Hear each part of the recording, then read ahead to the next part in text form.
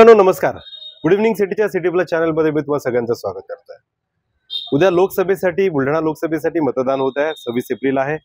आज 25 एप्रिल आहे आणि उद्या आपणा सगळ्यांना मतदानाचा पवित्र अधिकार बजवायचा आहे.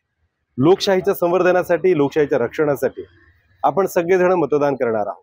पण हे मतदान तेव्हाच आपण करू शकू जेव्हा तुमचं नाव मतदार यादीमध्ये असेल. तुमचं नाव आतापर्यंत तुम्ही तपासलंय का? तुमचं नाव खरंच मतदार यादीमध्ये आहे का? ही चिंतेची बाब आहे. तुम्हाला आज तपासावं लागेल तुमच्यापर्यंत ती चिठ्ठी पोहोचली की नाही. हा भाग अत्यंत महत्त्वाचा आहे. मित्रांनो, मी तुम्हाला अशी एक घटना सांगतोय, अगदी खळबळजनक अशी घटना, की एका जणाचं नाव माझ्यापर्यंत एक अर्ज आलाय. सचिन रमेश परांडे म्हणून आमच्यापर्यंत आहेत आणि त्यांच्याकडे मतदार कार्ड आहे. त्यांनी आतापर्यंत त्यांनी जवळपास अनेकदा मतदान सुद्धा केलेलं आहे.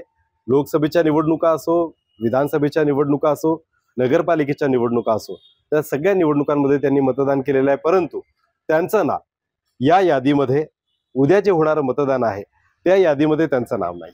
सचिनजी परांडे आपल्यासोबत आहेत. सचिनजी, नेमकं काय झालं ते सांगा. मी कालच मतदान यादीचा अभ्यास करण्यासाठी मतदान यादी घेतली आणि त्यात बघितलं तर माझं नाव त्यात दिसलेलं नाहीये.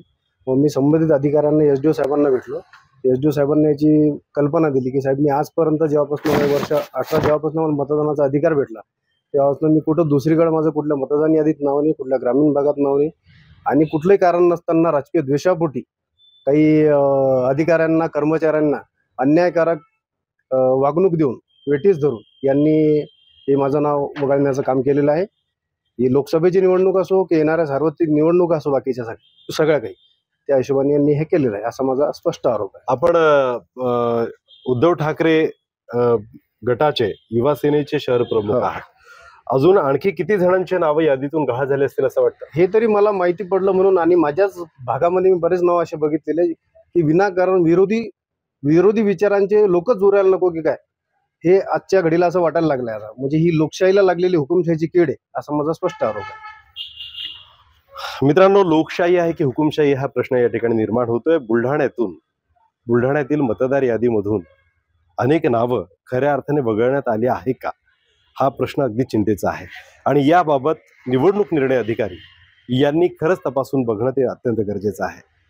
खरंच लोकशाही जर असं असेल तर लोकशाही वाचेल का? जर विरोधकच उरवायचे नसतील, विरोधकच ठेवायचे नसतील आणि त्यांचे नावं मतदार यादीतून गहाळ करायचे असतील, कुठलाही अर्ज नसताना, कुठल्याही पद्धतीची मागणी नसताना, कुठेही यांचं स्थलांतर झालेलं नसताना सचिन रमेश परांडे यांचं नाव संभाजीनगरच्या मतदार यादीमधून वगळण्यात आलं. आणि आणखी दुसरी गोष्ट मी असे त्यांना विचारलं की एक तर स्वतःचा काहीतरी अर्ज लागतो किंवा मग घरी यांनी पुरावा द्यायला पाहिजे की तुमचं नाव का बरं वगळण्यात आलं. अशी कुठलीही नोटीस माझ्या घरी आलेली नाहीये. हे जाणीवपूर्वक राजकीय द्वेषापोटी झालेलं आहे, एवढाच माझा आरोप. मित्रांनो, जाणीवपूर्वक राजकीय आकसापोटी हे झालेलं आहे.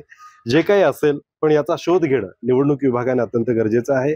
किती नावं अशा प्रकारची गहाळ करण्यात आलेली आहे, तुम्हाला सुद्धा ते चेक करावं लागेल, तुम्हाला सुद्धा ते तपासावं लागणार आहे. कॅमेरा पर्सन अजय सह, रणजित सिंग राजपूत, सिटी प्लस,